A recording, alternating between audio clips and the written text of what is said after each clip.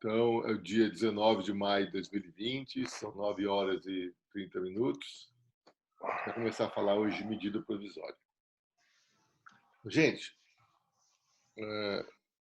esse texto aqui que está na tela para vocês estão vendo na tela aí? Sim. Ele é um texto do livro de Rui Barbosa, e é um texto muito legal, né? Que ele fala assim, ó, que os secretários de Estado do presidente da União Americana fizessem uma lei, ria-se toda a União, desde o Golfo do México ao Lago Erie. Os ministros, ou talvez o presidente, iam para um hospício de doidos. E o Senado ou a Câmara dos Representantes em Washington podiam, sem grande inconveniente, passar a ordem do dia, depois de alguns minutos de grande hilariedade sobre o estado do cérebro dos pobres agentes do executivo. Aí está, senhores, como se prefigura o que ocorreria nos países onde trouxemos a nossa Constituição, nos Estados Unidos, se um presidente, ensandecendo no seu cargo, se descocasse ao extremo de fazer leis. Uma gargalhada ultra-homérica abalaria o continente, e o mentecapto seria obrigado a internar-se no hospício de alienados. Que é, pois, o que nos resta aqui de um tal sistema, copiado traço a traço por nós, daquela república, se os nossos presidentes carimbam as suas loucuras com o nome de leis. E o Congresso Nacional, em vez de lhes mandar lavrar os passaportes para o hospício de Orax, se associa ao despropósito do trasvairado, concordando no delírio que devia reprimir. Mas inquire-se, quando o Poder Executivo chega a esse nec plus ultra da usurpação, quando o chefe do governo legisla, tem o legislador o direito de lhes perdoar? Então, essa questão aqui do Rui Barbosa, ele é muito interessante, porque ele fala o seguinte: lá nos Estados Unidos da América, se o presidente da República achar que ele pode elaborar uma lei, ele vai ser chamado de doido, porque lá nos Estados Unidos da América, quem faz as leis é o Congresso Nacional. E aí a reflexão do Rui Barbosa é o seguinte: poxa, se nós trouxemos o nosso sistema dos Estados Unidos, se nós copiamos o nosso sistema de governo, né, se nós somos uma república como eles, presidencialista, com os três poderes divididos, com o Congresso, Presidente da República, Suprema Corte, se o nosso sistema é copiado deles, quando nós aqui permitimos que o Presidente da República faça leis, então nós estamos deturpando o sistema por eles elaborado. Ok? Eu acho muito interessante essa passagem do Rui Barbosa aí, porque ele traz isso com uma força muito grande. Porque na medida provisória, na verdade, é um ato do presidente da República que tem uma certa força de lei. Tá ok? Gente, medida provisória não tem toda a força de uma lei, tá ok? A medida provisória tem uma certa força de lei. Nós vamos ver por que isso, tá ok? Mas, quando eu digo que a medida provisória tem uma certa força de lei, é porque, uma vez editada a medida provisória, nós somos obrigados a respeitá-la como se uma lei ela fosse. Concorda comigo? Uhum. Sim. Então, essa é que é a questão, tá ok? E a medida provisória, ela tem que ser aprovada pelo Congresso, tá ok? Mas enquanto ela está sendo debatida no Congresso, ela já está em vigor. Eu já tenho que obedecê-la. Tudo bem? Olha que interessante. Eu me recordo, tá?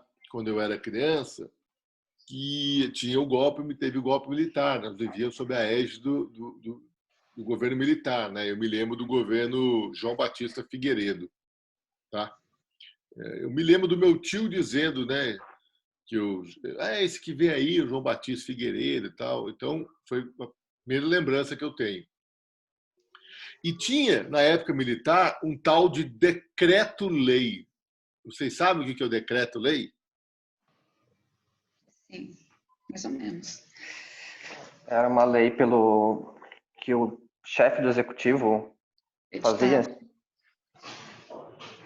Então, o Ele decreto-lei... mandava para o Congresso, mas o Congresso estava fechado, aí ela era aprovada tacitamente, isso. Então, vamos lá. O decreto-lei era um... Vamos ver o que era o decreto-lei? Vamos ver? Aqui, ó. Trouxe para vocês aqui, ó. Constituição Federal de 1967. Artigo 58. O presidente da República, em casos de urgência ou de interesse público relevante, e desde que não resulte aumento de despesas, poderá expedir decretos com força de lei. Ou seja, é aquilo que o Rui Barbosa diz aqui, né? Nec plus ultra da usurpação, né? Né? Porque você acaba conferindo nec plus ultra da usurpação, né? Como que é? Nec plus ultra da usurpação, né? Porque, veja bem, o presidente da República, tá, poderá expedir um decreto, porque, gente, o que é um decreto executivo? Expedido pelo presidente da República, pelo governador do estado, pelo prefeito. Ou seja, os chefes dos poderes executivos, eles podem expedir decretos executivos. O decreto executivo é um ato administrativo que se impõe perante a administração pública. Lembram disso? Uhum. O decreto executivo, a rigor, ele não tem força para obrigar o cidadão a fazer alguma coisa, porque ele não é lei. O decreto executivo, o presidente da República edita e não remete para o Poder Legislativo. Então, a rigor, o decreto executivo é um ato do presidente da República que tem força perante a administração pública. Mas ele não tem força perante o cidadão. Eu não posso ser obrigado a fazer alguma coisa por força desse decreto. Mas se eu for um funcionário público, aí eu tenho que obedecer o decreto, porque ele é uma ordem expedida pelo meu chefe. Entenderam? Sim. Agora, o decreto executivo, ele só pode obrigar o cidadão a fazer alguma coisa quando ele estiver regulamentando a lei. Já expliquei isso para vocês, hein? Então eu volto de novo, tá? Porque, veja bem, o decreto executivo, quando ele estiver regulamentando uma lei, quando ele estiver estabelecendo regras que visem dar aplicabilidade a uma lei, aí ele pode me obrigar. Tudo bem? Foi aquele exemplo que eu dou para vocês, clássico da isenção do tributo. Vem a lei e fala, olha, uma pessoa idosa está isenta do IPTU. Pô, como é que a prefeitura vai aplicar essa lei? A lei fala, olha, pessoas com mais de 65 anos de idade não precisam pagar IPTU. Então, beleza, está na lei. Como é que a prefeitura aplica isso? Ou ela cobra de todo mundo que reclamar, ela deixa para trás? Não. A prefeitura vai ter que expedir, o prefeito municipal vai ter que expedir um decreto regulamentando essa lei, falando, olha, quem tiver direito à isenção conferida pela lei e tal, tem que vir até a prefeitura, preencher o formulário, apresentar um documento que comprove a idade para gozar da isenção. Vejam que esse decreto não está obrigando a pessoa idosa na prefeitura e fazer o formulário, apresentar o documento, está obrigando. Mas está obrigando para quê? Para dar fiel cumprimento à lei de isenção. Então, aí, nesse caso, pode. Estão me entendendo? Uhum. Como é o caso dessa pandemia aí também, né? A quarentena que a Tassiana falou aí, a quarentena está sendo imposta por um decreto, não é por lei. Só que a lei, na verdade, está regulamentando uma lei. Por quê? Porque a lei fala que em casos de extremos problemas de saúde pública, né, o prefeito, o Poder Executivo, porque não tem tempo, gente. Veja, não dá para mandar um projeto de lei para discutir na Câmara para ver se vai tomar quais medidas ser tomadas. A pandemia está aí. A resposta tem que ser rápida, ok? Então, veja bem, a rigor, um decreto expedido pelo chefe do Poder Executivo é um decreto executivo, que não passa pelo crivo do Poder Legislativo, que tem força perante a administração pública, mas que não tem força perante o cidadão. Ele só pode obrigar o cidadão se ele estiver regulamentando uma lei. Agora, na Constituição de 67, artigo 58, o presidente da República tem poderes para expedir um decreto com força de lei, como se lei fosse, estamos entendendo? Uhum. Aí o que acontece? Eu estou hipertrofiando o poder executivo. Aí você fala, professor, mas esse decreto aí, lei, ele tem que ser aprovado pelo Congresso. Então vamos ver lá, parágrafo único. Publicado o texto, que terá vigência imediata, o Congresso Nacional o aprovará ou rejeitará dentro de 60 dias, não podendo emendá-lo. Ou seja, olha só, aí não é deliberação, aí é um referendo, lembram disso? Que o Congresso não pode mexer no decreto-lei. Ou ele aceita ou ele rejeita. Agora, olha a parte final. Se nesse prazo, vou até colocar grifado aqui, ó. Se nesse prazo não houver deliberação, o texto será tido como aprovado. Como é que se chama isso? Vou colocar para vocês aqui, ó. Aprovação por decurso de prazo. Então vejam só, o presidente da República expede um decreto que tem força de lei, que entra em vigor na data da sua publicação e remete para o Congresso. Se em 60 dias o Congresso não se manifestar sobre ele, ele está aprovado por decurso de prazo. Murad, e se o Congresso estiver fechado? Não tem problema. Entendeu? E se o Congresso estiver cercado por tanques? Não tem problema. A questão é essa.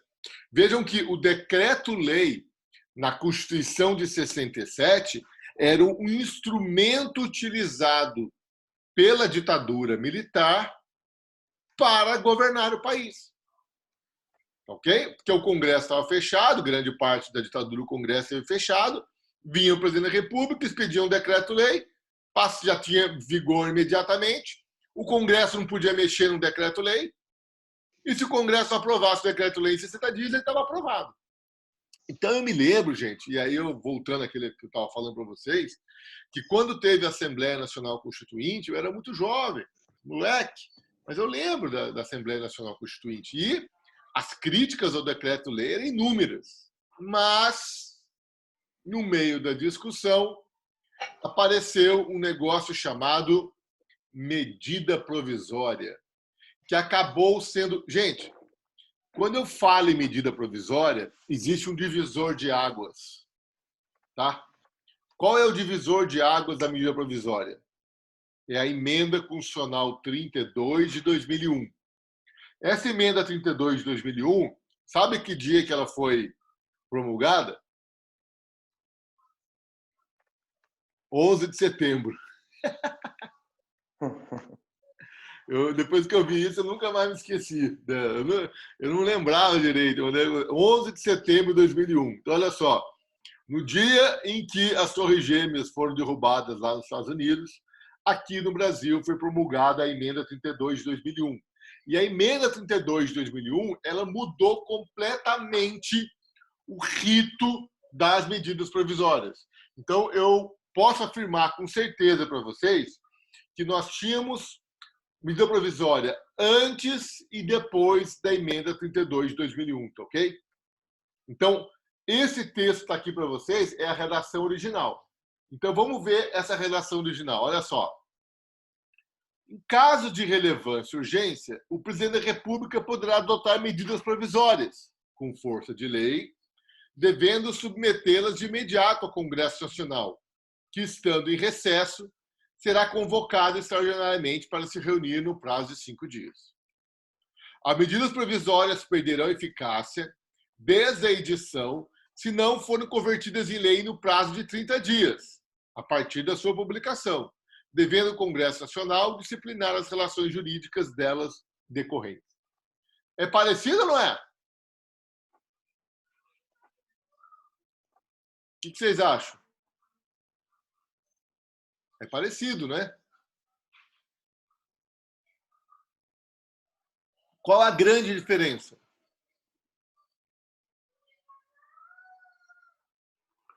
Qual é a grande diferença?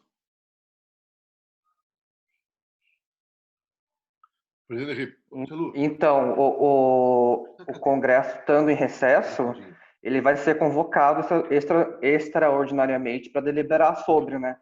Já Então, em 67 não importava. Depois do prazo já aprovava. Então, aqui, não, claro que não. Olha aqui, ó. Perderão a eficácia desde a edição se não forem convertidos em lei em 30 dias. Tá vendo? Então, veja bem.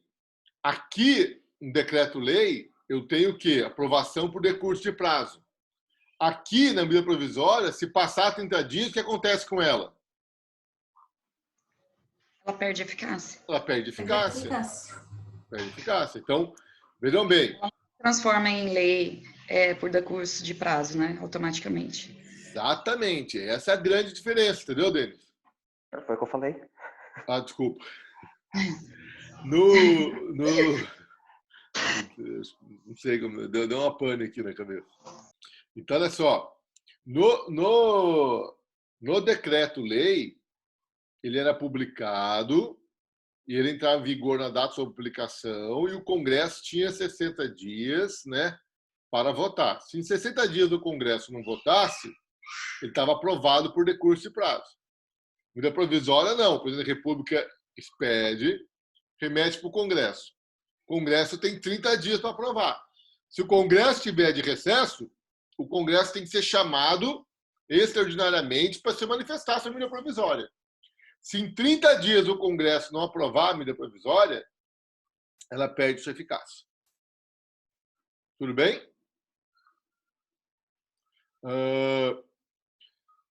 Vejam que existe uma semelhança entre os dois institutos, né? É inegável que a medida provisória guarda uma semelhança aí com o decreto legislativo, tá ok? Mas também a gente não pode dizer que a medida provisória é um instrumento de ditadura, tá ok? Porque a medida provisória ela tem que ser aprovada pelo Congresso Nacional, tá ok? Agora, gente, o que é que justifica o presidente da República ter poderes para editar uma medida provisória? Porque, percebam, todas as espécies legislativas que nós estudamos, elas só vão entrar em vigor depois que terminar o processo legislativo, não é isso? Então, passa todo aquele processo legislativo. Terminado o processo legislativo, aí ela entra em vigor. Aliás, no mais das vezes, ainda existe um período de vacatio legis, né? Que é um período entre a publicação e a entrada em vigor da lei. Então, todas as espécies legislativas, elas só vão entrar em vigor, elas só vão gerar consequências jurídicas após serem publicadas. O que é que está acontecendo aqui? Por que no caso da medida provisória, o presidente da República ele tem poder para editar a medida provisória que entra em vigor antes, no início do processo legislativo, concorda? Que eu edito a medida provisória, ela entra em vigor hoje e eu remeto ela para o Congresso deliberar sobre ela. Por que isso? Professor, seria o caso de relevância e urgência? Eu ia perguntar sobre isso para o senhor. O que determina o que é relevância? Ele pode criar na cabeça dele o que é urgência? Então, o problema é esse, né? Que fica muito aberto para saber o que é relevância. Não tem um rol pessoal, de né? urgência? É relevante para mim, pode não ser para você. Exatamente. Exatamente. Esse é o grande problema. Porque, veja bem, o que justifica o presidente da República ter poderes para editar a medida provisória é a matéria ser relevante e urgente. Quer dizer, a matéria é relevante, quer dizer, ela é importante e ela é urgente, eu não posso esperar. Porque se eu puder esperar, o que o presidente da República faz? Ele envia um projeto de lei para o Congresso. Aliás, se for urgente mesmo, eu envio um projeto de lei para o Congresso e determino o quê? Que esse projeto de lei seja analisado por urgência. Pelo regime de urgência, não foi isso? Nós acabamos de ver, lembra? Né? No máximo. Exatamente, 45, 45 e 10. Então, veja bem, se o presidente da República tiver urgência em determinada matéria, ele pode enviar um projeto de lei para o Congresso e pode solicitar ao Congresso Nacional que analise esse projeto de lei em regime de urgência. E aí o Congresso Nacional vai ter 90 dias para fazer isso. No máximo 100 dias, né? Bom, mas aqui é uma questão que é urgente e é relevante. Agora, isso é uma questão política, Isabel. Porque o que é relevante e urgente, isso aí, quem vai determinar isso é o presidente da República, tá certo? É um juízo de valor dele. Então, olha só. Meu Deus, que medo. Não fala assim. Fala assim no Messias. Então, olha só. Então, a Constituição de 88. Então, os primeiros presidentes da República começaram a adotar medidas provisórias, mas de uma forma cautelosa, tudo bem? Porque ele lia e falou, eu só posso editar medida provisória em caso de relevância e urgência. Só que, com o passar do tempo, foi afrouxando. E cada vez mais os presidentes da República passaram a editar medidas provisórias, tudo bem? Até que é claro que o partido da oposição, o PT, entrou com uma ação no Supremo falando, opa, o Fernando Henrique editou medida provisória e não é nem relevante, não é nem urgente. Tá ok? O que o Supremo falou? O Supremo falou, meu, isso é uma questão política. Tá? Aliás, Isabel, o Congresso Nacional ele tem mecanismos para derrubar a medida provisória se ele, Congresso Nacional, entender que a matéria tratada na medida provisória não é relevante nem urgente. Nós vamos ver que a votação no Congresso Nacional é feita em 2 etapas da medida provisória. Tá? E uma vez eu perguntei isso na prova, ninguém acertou. Fala. Nesse caso, esse curto período que ele vigorou, ele surtiu efeito? Surtiu efeito. Surtiu Não efeito. só. Mas o Congresso, Isabel, ele pode, olha aqui, ó, devendo o Congresso Nacional disciplinar as relações jurídicas dela decorrentes. Então, veja só, quando uma medida provisória ela é rejeitada pelo Congresso, ou quando a medida provisória perde a sua eficácia por decurso de prazo, o Congresso Nacional tem 60 dias para expedir um decreto legislativo e dizer o que é que vai ser feito com os efeitos produzidos pela medida provisória. Então, veja só, se o Congresso Nacional quiser, ele rejeita a medida provisória, ele arquiva a medida provisória e ele expede um decreto legislativo desfazendo todos os efeitos produzidos pela medida provisória. Mas isso depende do Congresso. Estão entendendo? Entendi. Então vocês vejam que o problema é que muitas vezes o Congresso é meio capacho do presidente, entendeu? Aliás, essa, no meu ver, foi uma das poucas coisas que o Bolsonaro fez que ele mudou um pouco, né? Ele teve um trato diferente com o Congresso, né? Mas agora não dá mais, né? Ele já está fazendo aliança com o Centrão, já está distribuindo cargos, quer dizer, já não tem jeito, né? O sistema é muito forte, né? Mas você está me entendendo? Então, percebam que a medida provisória é ditada pelo presidente da República, ok? E ela entra em vigor na data de sua publicação. Só que o presidente da República só pode fazer isso se for uma questão urgente e relevante, ou seja, tem que ser importante, tem que ser urgente. Agora, se o Congresso falar, opa, o presidente da República, que história é essa? Aí não é urgente nem relevante. O Congresso derruba a medida provisória. Veja, o Congresso não precisa nem analisar o mérito da medida provisória. Basta que uma das casas do Congresso Nacional entenda que a matéria não é urgente, não é relevante, que derruba a medida provisória. Agora, eu tenho outro caminho. Eu posso ir para o Judiciário. Só que você concorda comigo que se o Judiciário fica analisando isso, você concorda comigo que para cada medida provisória adotada pelo presidente da República vai ter um mandado de segurança da oposição? Então, o que o Supremo falou? O Supremo falou o seguinte, falou assim, em casos excepcionais, e o Supremo já fez isso, em casos teratológicos, ou seja, em casos que não tiver relevância e urgência nenhuma, eu, Supremo, vou dizer que a medida provisória é inconstitucional e vou suspender a eficácia dela. Estão entendendo? E o Supremo já fez isso algumas vezes. Mas isso ele faz apenas em casos excepcionais. Porque, a rigor, quem vai saber se é relevante ou urgente é o presidente da República. E se o Congresso entender que não é nem relevante ou urgente, basta o Congresso derrubar a medida provisória. Entendeu, Isabel? Não sei se está claro para vocês aí essa questão. Sim, entendi. Alguma dúvida, gente? Professor, essa relevância e urgência está bem banalizada, né? Que teve uma MP esses dias que foi derrubada, a MP da grilagem, acho que é a 910, que davam partes da terra da União, que foi ocupado por grileiros em 2002, e muitas dessas terras são territórios da Amazônia e de indígenas e tudo mais. É como eu falei para você, né?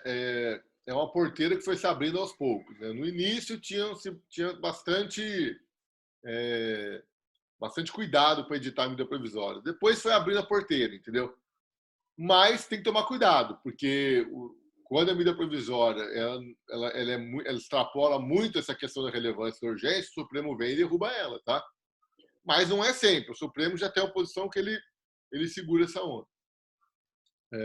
Tudo bem? Eu vou derrubar e vamos voltar aqui, tá? Tá bom.